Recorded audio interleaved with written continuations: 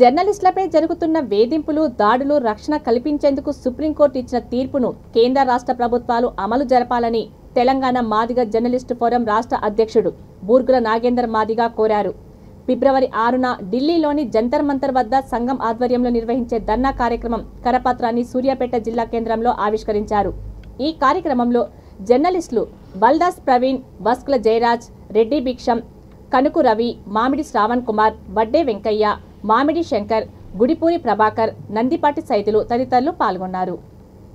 దేశవ్యాప్తంగా అన్ని రాష్ట్రాల్లో నిత్యం వర్కింగ్ జర్నలిస్టుల మీద దాడులు జరుగుతూ ఉన్నాయి.